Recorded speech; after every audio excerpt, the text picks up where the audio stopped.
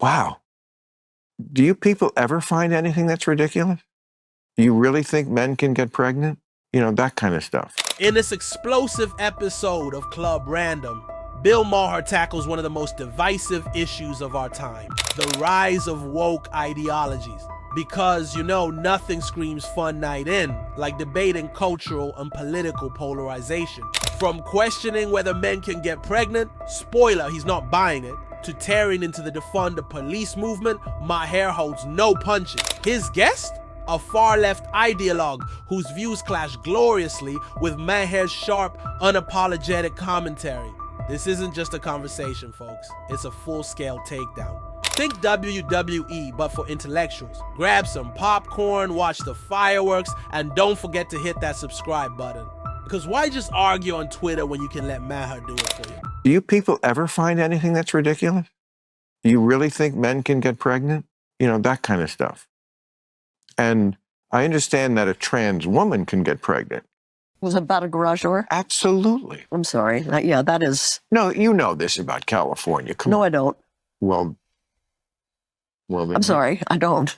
You've never heard that California is overtaxed and overregulated? That we are a one-party state where there's sort of no checks on that sort of extreme leftism. And that, what do you think? I don't for a minute consider California a state that is extreme leftist. Not at all, not any way. Well, that shows where your politics are. That's not where mine are. I'm sorry to tell you, is because that, I've been saying this on my show, there is two parts of the Trump coalition. There's about a third of this country who always loved the hard right wing. Mm-hmm. That's the Birch Society. We're old enough to remember the John Birch Society. I had family members who were John Birch. Really? Mm-hmm.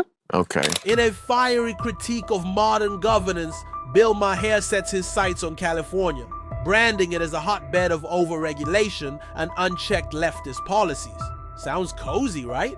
His guest begs to differ, arguing that California's politics aren't quite the dystopian nightmare Maher makes them out to be. Spoiler, they don't agree. Maher doesn't stop at state politics. Oh no, he extends his argument to Trump's enduring appeal, suggesting it's less about undying loyalty or more about moderates saying anything but this.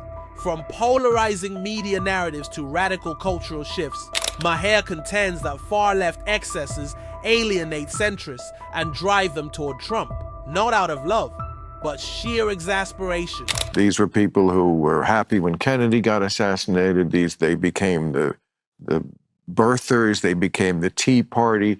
There's about a third of this country that's very hard right. Mm-hmm. Of course they love Trump.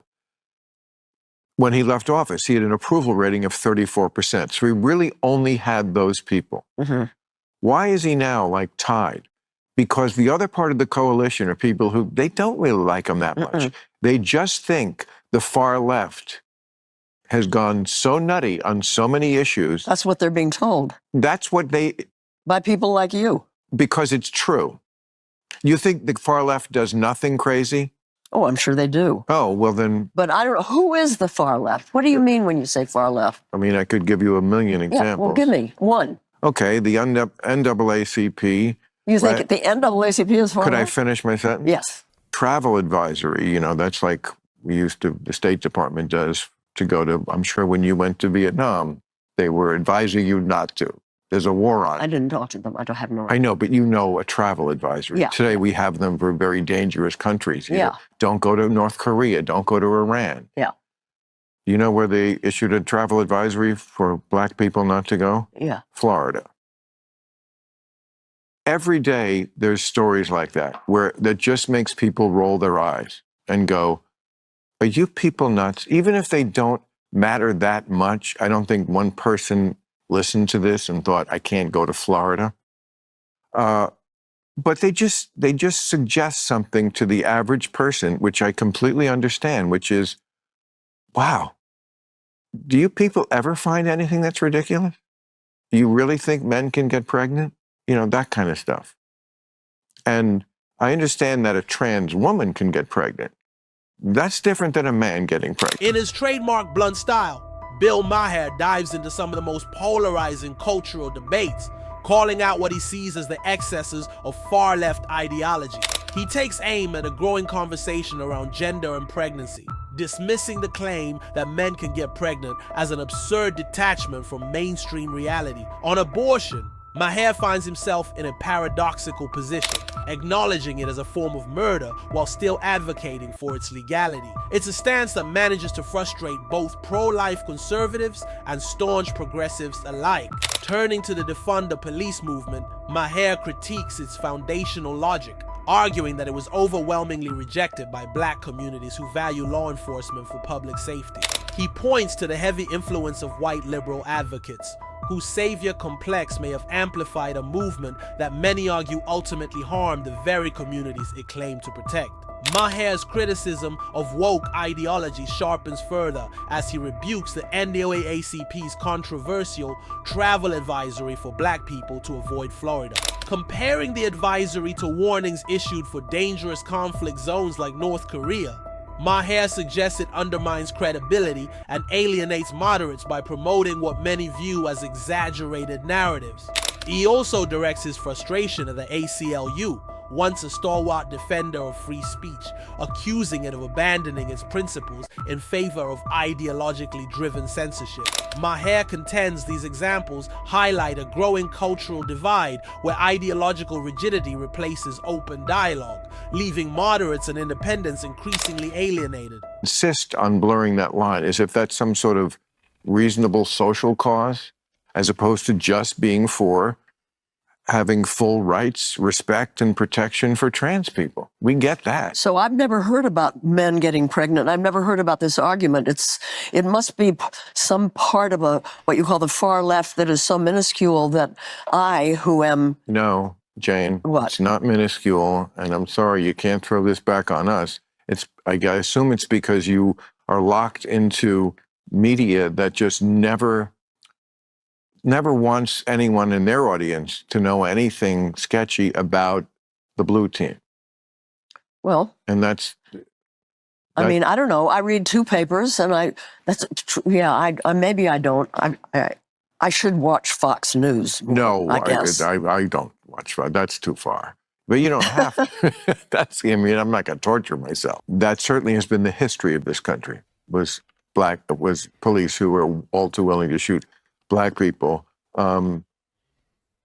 So defund the police, though, was not a good idea. And you know who mostly didn't think it was a good idea was black people, because they want police in their neighborhoods, probably more than we need them in all. So, but the Republicans tried to catch the Democrats with this, and they put this on, they brought it up in Congress. Yeah. And all the Democrats voted against it. The Democratic politicians were not for defunding the police. It's that radical fringe that has captured a lot of the media, academia, some of these cultural institutions that are not liberal anymore by my old school liberalism. The ACLU was all about free speech. They don't really believe in it anymore. They believe, in one of their chief people who is trans said, I will die on this hill of banning this book. Bill Maher turns his sharp critique toward the media, accusing it of acting like a protective shield for the blue team. According to him, this insulation fosters ideological bubbles, leaving many unaware of legitimate criticisms against progressive policies. He similarly condemns academia and cultural institutions, asserting they've abandoned the principles of free speech and intellectual debate in favor of conformity. Maher argues this shift stifles dissent, reinforces polarization, and alienates centrists and moderates who feel disconnected from the extremes. Expanding his analysis to political dynamics, he dissects Trump's coalition into two factions, a steadfast hard right wing and a growing segment of reactionaries disillusioned by far-left excesses. He frames their support for Trump as an enemy of my enemy phenomenon, a choice born of frustration rather than admiration. According to Maher, this polarization is fueled by ideological extremism on both sides, eroding refined political discourse and turning everything into tribal warfare. The guest on his show, dismissively labeled as a woke idiot, is hilariously unprepared to counter Maher's arguments. The result? Maher systematically dismantles her points, reinforcing his broader critique of far-left ideology and framing himself as a rare voice of reason in a deeply divided cultural and political landscape. What do you think of today's video? Let us know in the comments, and don't forget to subscribe for more.